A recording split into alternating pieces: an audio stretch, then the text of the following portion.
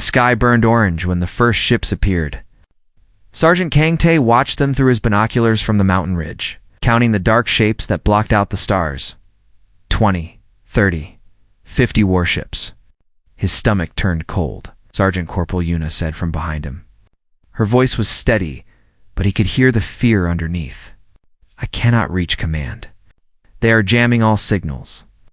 Kang lowered the binoculars. Below them, the colony of New Busan stretched across the valley. 200,000 people lived there, farmers, engineers, families, children, and now alien warships hung above them like hungry birds waiting for prey. How many soldiers do we have? Kang asked, though he already knew the answer. 12, sir, including you and me. 12 soldiers. A reconnaissance unit sent to survey the northern mountains for mineral deposits. They carried light weapons, basic supplies, and communication equipment. They were not meant for war. They were meant to walk, observe, and report. But war had found them anyway. Private Hyundai ran up the slope, his young face red from effort. At 22, he was the youngest in the unit. He was also their explosives expert, a job he had chosen because he thought it sounded exciting. Now, watching the alien fleet, he did not look excited. He looked like a boy who had just realized the world was much darker than he had imagined. The landing ships are coming down, Hyundai reported, breathing hard. Hundreds of them. Maybe thousands. Kong turned to look at the rest of his squad. 10 soldiers stood in a loose circle among the rocks and trees. Their faces showed different things. Fear, confusion, anger. But none of them ran. None of them suggested running. He felt a small spark of pride in his chest. Listen to me, Kong said, his voice cutting through the cold mountain air. The Helix Dominion has invaded our colony. We do not know how many soldiers they have, but it is a lot more than 12. Our communications are blocked. We cannot call for help. We cannot warn Earth. He paused, letting the words settle. We have 2 choices. We can hide in these mountains and wait. Maybe the aliens will leave. Maybe help will come. Or maybe everyone in that city will die while we watch. Private Bora stepped forward. She was the unit's medic, a woman in her 30s who had once been a doctor in a civilian hospital. She had joined the military after her husband and daughter died in a pirate raid 3 years ago. She rarely smiled, but she never complained, and she never hesitated when someone needed help. What is the second choice? Bora asked. Tong looked at her, then at all of them. We fight. We use what we know. We use these mountains. We make the enemy bleed for every step they take on our world. Silence followed. The wind moved through the trees, carrying the distant sound of engines from the valley below. 12 against an army, Hyundai said quietly. That is not a fight. That is suicide, maybe Kong admitted. But every soldier we kill is one less soldier hurting our people. Every hour we slow them down is one more hour for Earth to notice something is wrong. Every moment we refuse to surrender sends a message. What message? Yuna asked. Kong's eyes hardened. That humans do not break easily. The alien landing ships touched down around the capital city just before sunset. From the mountain ridge, the squad watched through their scopes as thousands of Helix soldiers poured out like insects from a broken nest. They were tall creatures, covered in dark armor that looked like the shell of a beetle. They moved in perfect formation, disciplined and confident. Why would they not be confident? They had conquered 37 worlds before this one. Lord Vorn stood on the deck of his command ship, watching the invasion through a holographic display. He was pleased.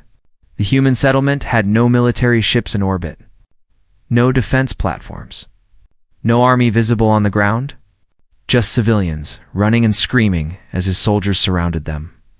This world will fall within 3 days, his second officer said. One day Vorn corrected. These creatures are weak. They build cities but not fortresses. They grow food but not armies. They are not warriors. They are prey. Communications officer approached. My lord, we are detecting a small energy signature in the northern mountains. Possibly a human unit. Vorn waved his hand dismissively. Send a patrol to investigate. 100 soldiers should be enough. If they find anything, crush it. On the mountain, Kong gathered his squad for a final briefing. They had moved to a hidden position deeper in the forest, where the trees were thick enough to hide them from aerial surveillance. "Here's the plan," he said, drawing lines in the dirt with a stick. "We do not fight them directly. We are not strong enough for that. Instead, we become ghosts. We strike and disappear. We destroy their supplies. We kill their scouts. We make them afraid of the dark." He looked at Yuna. "Can you access their communications?" She nodded slowly. "I can try. Their encryption is advanced, but I have some tricks." "Good. I want you listening to everything they say. I want to know where they are going before they know." He turned to Hyundai. "You brought explosives?" The young man managed a small grin. "Enough to make some noise. Then start planning. Every road, every bridge, every supply route. I want them to feel like the ground itself is fighting them." Finally, he looked at Bora. "The civilians will need help. People will be hurt, scared, hiding. I need you to find them. Build a network. Anyone who can fight, anyone who can carry messages, anyone who can hide supplies. We cannot win this war alone." Bora's eyes were cold and determined. "I understand." That night, the first Helix patrol entered the northern mountains. 100 soldiers armed with plasma rifles and scanning equipment. They were veterans of a dozen campaigns. They expected to find nothing but rocks and trees. They found Kang Tae instead. The first explosion came without warning, collapsing a cliff face onto the lead vehicles. The second explosion blocked their retreat. And then the shooting started, muzzle flashes appearing from a dozen different positions in the darkness. The Helix soldiers fired back, but they could not see their enemy. They could only hear the screams of their companions falling one by one. 30 minutes later, it was over. 73 Helix soldiers lay dead. The remaining 27 fled back toward the city, their confidence shattered. On his command ship, Lord Vorn received the report with disbelief. 73 dead? From a survey patrol? Yes, my lord. The survivors report. They say it was like fighting shadows. The humans appeared from nowhere and vanished the same way. Vorn's mandibles clicked with anger. How many humans attacked them? The officer hesitated. Unknown, my lord. The survivors estimate. At least 200. Vorn nodded grimly. 200 human soldiers. More than he expected, but nothing his army could not handle.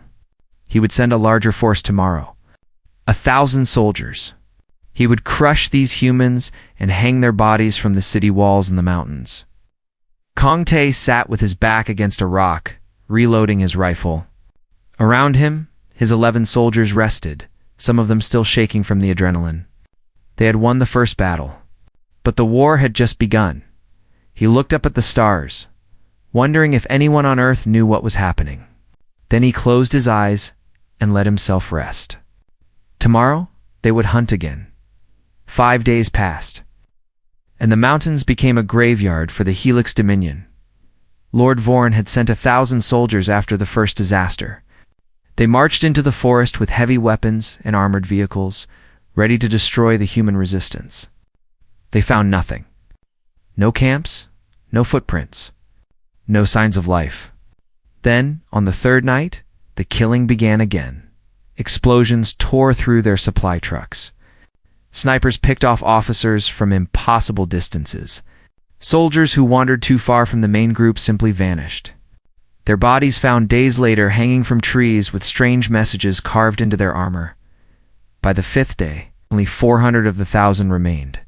They retreated to the city in shame and terror. Kong Tae watched them go from a hidden position on a cliff. Beside him, Hyundai was cleaning his rifle, his hands steady, despite the exhaustion in his eyes. "They're scared," Hyundai said. "I saw them running. Actual running. These aliens who conquered 37 worlds running from us?" Kong did not smile. "Fear is a weapon. We use it because we have nothing else. But do not mistake their fear for weakness. They will come back. More of them. With bigger guns." On the other side of the ridge, Yuna sat with her communication equipment spread around her like pieces of a puzzle. She had spent 3 sleepless nights breaking into the Helix communication network, and now she could hear everything they said. Every order, every report, every frightened whisper between soldiers. "They think we are 200, she said, looking up at Kang with tired eyes. "Maybe 3. Their officers are arguing about how many troops to send next. Good, let them argue. Let them waste time. There is something else." Yuna's voice grew serious. "They are calling us ghosts, death spirits. Some of their soldiers are refusing to patrol at night. Their commander is very angry." Kang nodded slowly. This was working. Fear was spreading through the enemy ranks like a disease, but he knew it could not last forever. Eventually, the Helix would realize they were fighting only 12 humans, and then the real battle would begin. In the valley below, Bora moved through the shadows of the occupied city. She had entered through an old drainage tunnel 3 nights ago, carrying medical supplies in a worn backpack. The city was a nightmare now. Helix soldiers patrolled every street. Civilians were forced to stay indoors, their homes searched randomly for weapons or communication devices. Those who resisted were killed publicly as examples, but Bora found something the aliens did not expect. The people of New Busan were not broken. They were angry. She met them in basements and abandoned buildings. Factory workers, farmers, teachers, shopkeepers, old men who had fought in wars 50 years ago, young women who had never held a gun but wanted to learn. They came to her in small groups, asking the same question. How can we help? Bora taught them what she knew. How to bandage wounds. How to move without being seen. How to pass messages without speaking. She organized them into cells, small groups of 3 or 4 who knew only each other. If one was caught, they could not betray the rest. And slowly, the resistance grew. Supply depots caught fire in the middle of the night. Alien vehicles developed strange problems with their engines. Soldiers found their food contaminated, their water poisoned. Nothing big enough to stop the occupation, but enough to hurt it. Enough to remind the Helix that they were not welcome. On the 7th day, Lord Vorn received a disturbing report. "The humans in the mountains have destroyed another convoy," his intelligence officer said. 40 soldiers dead. All supplies lost. Vorn slammed his fist against the table. "How? We sent escorts. We sent scouts. How do they keep finding us?" "We believe they have access to our communications, my lord." Vorn stared at him. "Impossible. Our encryption is unbreakable. Apparently not to humans." The commander stood and walked to the window of his command center. Below, the captured city spread out like a map. His city now. His conquest. But it did not feel like victory. It felt like standing in a trap, waiting for the jaws to close. "How many soldiers do we have on this world?" he asked. 40,000 ground troops, my lord. Plus support personnel. And how many humans are fighting us?" The officer hesitated. "Our estimates range from 200 to 500 based on the scale of their attacks." 500 humans? Against 40,000 Helix warriors. It should have been laughable. But Vorn was not laughing. "Send 5,000 soldiers into the mountains," he ordered. "I want those humans found and destroyed. No more patrols. No more convoys. A full military operation. Hunt them down." The officer bowed and left. Vorn remained at the window, watching the distant mountains with growing hatred. Somewhere up there, humans were laughing at him, making a fool of him. He would find them. He would kill them all. And he would burn those mountains to ash dot, in a cave deep in the forest. Kang gathered his squad for a meeting. They looked different now than they had a week ago. Harder, thinner. Their uniforms were torn and dirty. Their faces covered with scratches and bruises. 2 of them carried wounds that had not fully healed. But their eyes were sharp, and their weapons were clean. "We have done well," Kang said, his voice echoing softly off the stone walls. "In 7 days, we have killed over 600 enemy soldiers. We have destroyed their supplies. We have made them afraid." He paused, letting them feel the weight of what they had accomplished. "But it is not enough. They are sending a larger force." 5,000 soldiers. They will sweep these mountains from end to end looking for us. Private Hyundai leaned forward. Can we fight 5,000? Not directly, but we can keep moving. Keep hitting them. Make them chase shadows while we bleed them one cut at a time. Kang looked at each of them in turn. This will be harder than anything we have done. Some of us may not survive. If anyone wants to leave, to hide and wait for rescue, I will not stop you. There is no shame in wanting to live. No one moved. No one spoke. The silence was their answer. Finally, Bora broke it. I found something in the city. The aliens are holding prisoners. 3 civilians. They plan to execute them publicly tomorrow, unless the human army surrenders. Human army, Hyundai muttered. They still think we are an army. They are going to kill innocent people, Bora continued, her voice tight with anger. Children will watch their parents die because of us. Because we made the enemy angry, Kong felt the weight of her words. Every action had consequences. Every victory had a price. He had known this from the beginning, but knowing and feeling were different things. We cannot save them, Yuna said quietly. The city is heavily guarded. We would be killed before we reach them, maybe Kong said slowly. A dangerous thought was forming in his mind. Or maybe we give the enemy what they want. The squad looked at him in confusion. They want to see the human army, so we show them an army. He turned to Hyundai. How many explosives do we have left? Enough. Why? Kong allowed himself a small, grim smile. Because tomorrow night, 12 soldiers are going to attack an occupied city, and we are going to win. The squad exchanged glances, fear, excitement, determination. They were about to do something impossible. Something insane. Something that would either save lives or end theirs. But that was what humans did. They fought when fighting made no sense. They hoped when hope was gone. They refused to surrender, even when surrender was the only logical choice. And sometimes, against all odds, they won. The plan was simple.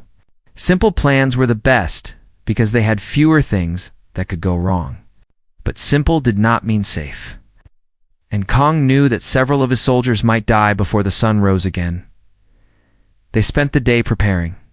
Hyundai buried explosives at 12 different locations around the city's outer edges. Yuna mapped every patrol route, every guard station, every blind spot in the enemy's defenses. Bora contacted her resistance network inside the city, passing along instructions through a chain of whispered messages by nightfall. Everything was ready. The 3 prisoners were being held in the central plaza, tied to metal posts under bright lights. 2 men and 1 woman, chosen randomly from the civilian population. Their crime was simply existing. Their punishment was meant to break the spirit of the human resistance. It would not work. Not tonight, at midnight. The first explosion shattered the silence. A warehouse on the eastern edge of the city erupted in flames, sending a pillar of fire into the dark sky. Helix soldiers rushed toward it, shouting orders in their clicking language. Before they arrived, a second explosion hit the western district. Then a third in the south. Then a fourth. Lord Vorn watched the chaos from his command center, his mandibles clicking with fury. What is happening, report? Multiple attacks, my lord. All around the city perimeter. We are detecting weapons fire in at least 7 locations. How many humans? Unknown. But the attacks are coordinated. This must be their main force. Vorn made his decision instantly. Pull soldiers from the interior. Send them to reinforce the perimeter. Crush this attack before it spreads. It was exactly what Kong had hoped for, as thousands of Helix soldiers rushed toward the outer edges of the city. The center became thin. Guard stations emptied. Patrol routes broke apart. And through the gaps, 12 shadows moved like water flowing through cracks in a wall. Kong led the way. His rifle pressed against his shoulder, his eyes scanning every corner. Behind him came his squad, moving in pairs, covering each other's movements. They wore dark clothing and carried silenced weapons. In the chaos of explosions and distant gunfire, no one noticed them. The plaza was still guarded, but not by many. 20 soldiers stood around the prisoners, looking nervous as fires burned on the horizon. They did not see the shadows approaching from 3 directions. Kong held up his fist. Everyone stopped. He pointed at Yuna and Hande, then gestured toward the left flank. They nodded and vanished into the darkness. He pointed at Bora and 2 others, sending them right. The remaining soldiers stayed with him in the center. He counted silently in his head. 3, 2, 1. The attack lasted 11 seconds. Silenced rifles coughed from 3 directions. Guards fell before they could raise their weapons. One managed to shout a warning, but a bullet ended his cry before it could leave his throat. When the last body hit the ground, Kong was already running toward the prisoners. "Do not speak," he whispered as he cut their ropes. "Do not scream. Follow us and stay quiet." The woman stared at him with wide, disbelieving eyes. "Who are you?" "Friends." "Now, move." Bora took the lead, guiding the prisoners toward a drainage tunnel she had discovered during her nights in the city. The squad formed a protective circle around them, weapons ready. Eyes watching every shadow, they were halfway to safety when everything went wrong. A Helix patrol appeared around a corner. 6 soldiers returning from the perimeter. For a frozen moment, both groups stared at each other in surprise. Then the shooting started. Hande reacted first, throwing himself in front of the prisoners and opening fire. 2 aliens fell. Kong dropped a third. But the remaining 3 were fast, faster than humans, and their plasma rifles lit up the darkness with deadly light. Private June, a quiet man who had barely spoken 10 words in the past week, was hit in the chest. He fell without a sound, his eyes already empty. Private Myra, a young woman with a talent for languages, took a shot to the leg and collapsed against a wall, still firing her weapon. Yuna finished the last alien with a single shot to the head. Then silence returned, broken only by Mira's pained breathing. Bora rushed to her side, medical kit already open. "The wound is bad. She cannot walk." "Then we carry her," Kong said. "Hande, take her. Everyone else, keep moving." Hande lifted Mira over his shoulder like she weighed nothing. The young man was stronger than he looked, and right now, that strength meant life or death. They moved faster now, abandoning stealth for speed. Somewhere behind them, alarms were finally beginning to sound. They reached the drainage tunnel as spotlights began sweeping the streets. One by one, they dropped into the darkness below, splashing through shallow water that smelled of rust and age. Bora guided them through the maze of pipes and tunnels, her memory perfect despite the chaos. When they finally emerged outside the city walls, the eastern sky was beginning to lighten. They had made it. Against all logic, against all odds. They had walked into an occupied city and walked out with 3 prisoners and only 1 dead. But Kang felt no triumph, only exhaustion and grief. They buried June at dawn in a small clearing surrounded by pine trees. There was no time for proper words, no energy for ceremony. Kong simply placed a stone over the grave and promised silently that he would remember. Mira survived. Thanks to Bora's skill, but she could not fight anymore. They left her with the resistance network in the city, hidden in a basement where sympathetic civilians would care for her. That left 10 soldiers. 10 humans against 40,000 aliens. The news of the rescue spread quickly. Helix soldiers whispered about it in fear. Civilian prisoners had been stolen from under their noses, guards killed without warning, and the human army had vanished like smoke. Lord Vorn raged and threatened, but his anger only made things worse. His soldiers were not just scared now. They were beginning to doubt. On the 11th day, Yuna intercepted a message that changed everything. "Reinforcements," she said, her face pale. "The Helix are calling for another fleet. 50 more warships. 100,000 additional soldiers." The squad sat in their hidden cave, processing this news. 100,000. Even with all their tricks, all their courage, they could not fight that many. "How long?" Kong asked. 3 days. Maybe 4. Kong closed his eyes. They had survived 11 days, They had killed hundreds of enemies. They had become legends whispered in fear by an alien army. But it was not enough. It would never be enough. There is one more thing, Yuna said quietly. Our emergency beacon. It has been broadcasting since the first day. I do not know if anyone has received it. I do not know if help is coming. But if it is, they need to come soon. Hope. Such a fragile, dangerous thing. Kong had tried not to feel it, tried not to let himself imagine rescue that might never arrive. But sitting in that cave, surrounded by the bravest soldiers he had ever known, he allowed himself one small moment of belief.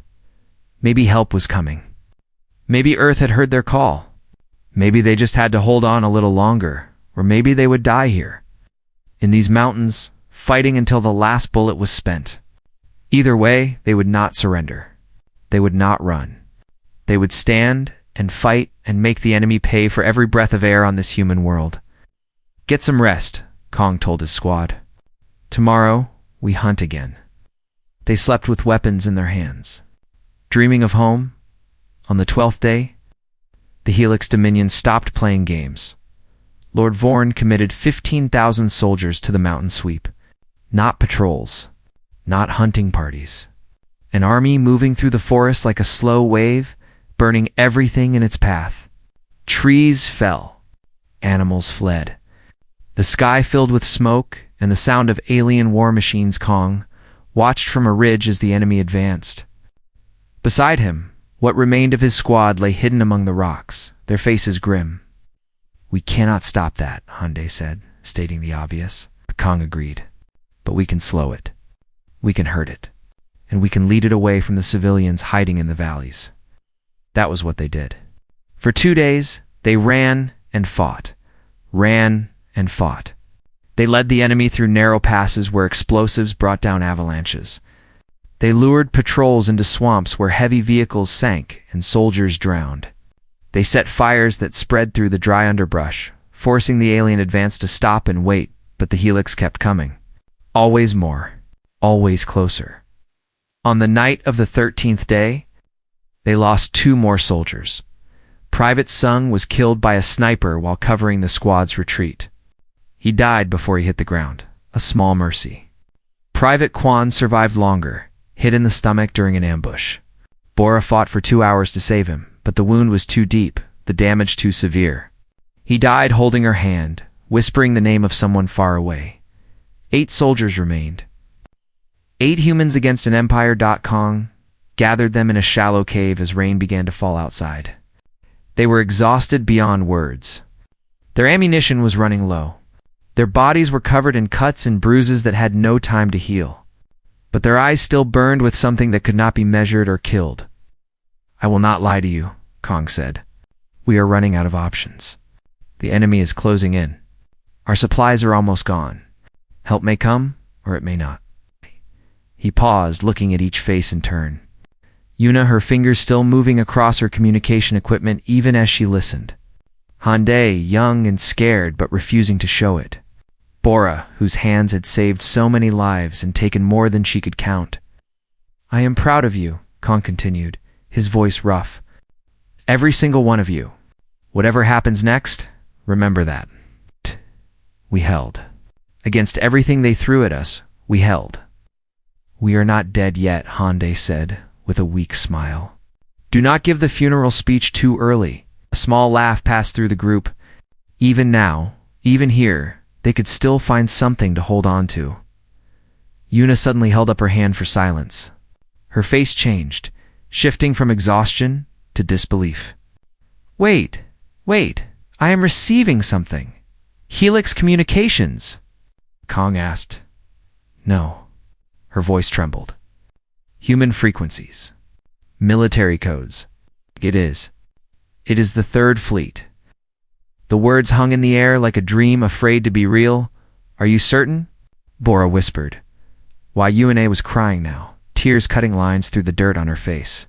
200 warships. 500,000 soldiers. They received our beacon. They are coming. Kong felt something break inside his chest. Relief, hope, joy so sharp it hurt. He had not let himself believe it would happen. He had been prepared to die in these mountains, fighting until his last breath. But now, suddenly, impossibly, there was a chance. How long until they arrive? He asked. Yuna's expression darkened. 16 hours. They are pushing their engines to maximum, but 16 hours is the best they can do. An eternity, when 15,000 enemies were closing in from all sides. Can you contact them? Send them our position?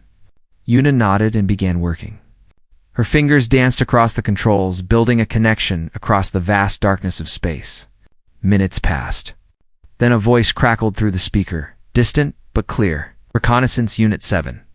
This is Admiral Park of the 3rd Expeditionary Fleet. We have received your beacon and your transmission. Hold your position. We are coming. Kong took the communicator. Admiral, this is Sergeant Kang Tae. We have been engaging the enemy for 13 days. Current strength is 8 soldiers. The enemy has 40,000 ground troops with reinforcements incoming. We will hold as long as we can, but you need to hurry. There was a pause. When the Admiral spoke again, his voice was different, softer, almost awed. 8 soldiers? You have been fighting an entire invasion force with 8 soldiers. 12 at the start, sir? We lost 4. Another pause. Then, Sergeant, your country and your species owe you a debt that can never be repaid. Hold on, we are coming at maximum speed. The galaxy will know what you have done. The connection ended. Kang set down the communicator and looked at his squad. They were smiling now, crying and smiling at the same time. Even Bora, who rarely showed emotion, had tears in her eyes. 16 hours, Hyundai said. We just have to survive 16 hours. It sounded simple. It was not. Lord Vorn received 2 pieces of news within the same hour.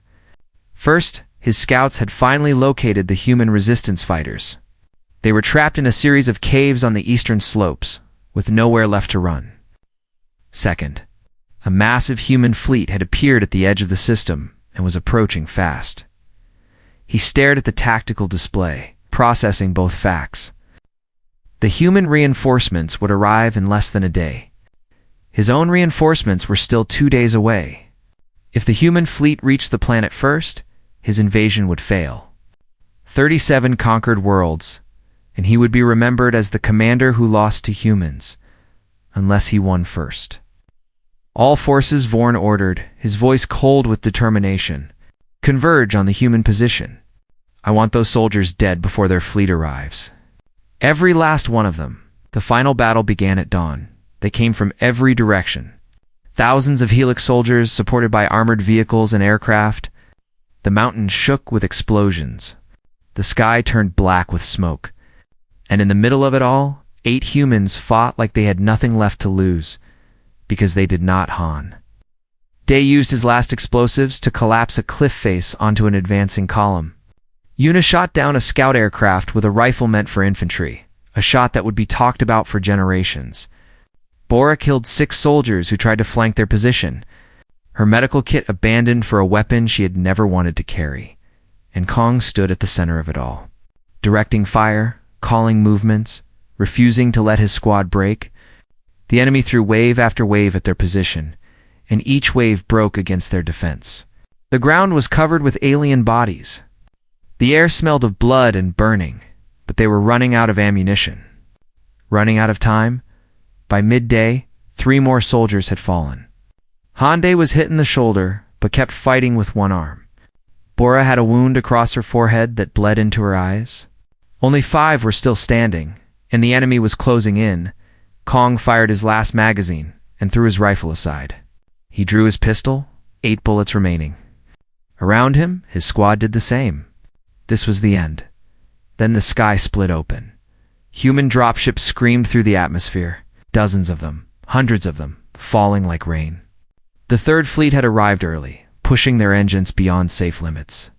And they had not come to negotiate. The first wave of human soldiers hit the ground, firing. Fresh troops rested and angry, cutting through the exhausted Helix forces like a blade through paper. Aircraft filled the sky, turning alien vehicles into burning wreckage. The mountain that had been a battlefield became a slaughter. Kong watched it happen. Through eyes blurred with exhaustion and tears, they had made it. Against everything they had made it. He fell to his knees as human soldiers surrounded his position, calling for medics, shouting in voices he could barely understand. Someone was saying his name. Someone was saying they were safe. What a strange word. He had forgotten what it meant. The battle for New Busan lasted 3 more days. What had been a simple invasion became a disaster for the Helix Dominion. Their 40,000 soldiers, already exhausted and demoralized from 2 weeks of fighting ghosts in the mountains, broke against the fresh human forces. Their fleet, caught unprepared by the size of the human response, was destroyed in orbit within hours. Lord Vorn refused to surrender. Even as his army crumbled around him, even as his officers begged him to negotiate, he remained in his command center. Watching the tactical display turn red with defeat, he could not understand what had happened. He had brought enough soldiers to conquer 100 human colonies. He had followed every protocol, every strategy that had worked on 37 other worlds. But humans were different. He understood that now, too late. On the final day, human soldiers stormed his command center. Vorn met them with a plasma pistol in his hand, determined to die fighting. But they did not kill him. They shot the weapon from his grip, forced him to the ground, and bound his arms behind his back. "Why?" he demanded, his voice broken. "Why did you not die? Why did you not surrender? You were 12 soldiers against an army. You should have been crushed in a single day." The human officer who stood over him was a young woman with hard eyes and blood on her uniform. She looked at him for a long moment before answering. "Because we are human," she said simply. "We do not know how to quit." They took him away in chains. He would spend the rest of his life in a human prison, a living example of what happened to those who underestimated humanity. But worse than the prison, worse than the shame, was the knowledge that would follow him to his grave. He had been defeated by 12 soldiers. Not an army. Not a special forces unit. 12 ordinary reconnaissance soldiers who simply refused to break. The surviving members of Reconnaissance Unit. 7 woke up in a military hospital ship orbiting the planet. Kang Tae opened his eyes to white walls and soft beeping sounds. His body ached in places he did not know existed. His hands were wrapped in bandages, his chest covered in sensors. For a long moment, he simply lay there, letting himself breathe. A doctor appeared beside his bed. "Sergeant Kang, you are awake." "Good. You have been asleep for 2 days, my squad," Kang said, his voice rough. "The others, are they alive?" "All of them." Private Hyundai lost the use of his right arm, but he is stable. Corporal Yuna suffered a concussion and several broken ribs. Private Bora has minor injuries only. The doctor smiled gently. "You held them together, Sergeant. They tell me you saved them." Kang shook his head weakly. "They saved themselves. I just pointed them in the right direction." Over the following days, the full story emerged. News reporters arrived from Earth, from colony worlds across human space, all wanting to hear about the 12 soldiers who had held off an alien invasion. The story spread across the galaxy like wildfire. 12 humans. 2 weeks. Over 1,500 enemy soldiers killed. An entire invasion force stopped in its tracks by a reconnaissance unit that's never meant to fight. Military analysts studied their tactics for years afterward. How they used terrain. How they spread fear. How they turned their weakness into a weapon. The Battle of New Busan became required study in every military academy in human space. But for Kang, none of that mattered. What mattered was the 5 names carved into the memorial stone they built on the mountain where they had fought. Private. Private Kwan. Private Sung. Private Myra, who had survived her wounds but would never walk normally again. Private Kim, who had died in the final assault, holding a choke point alone for 3 minutes so the others could retreat.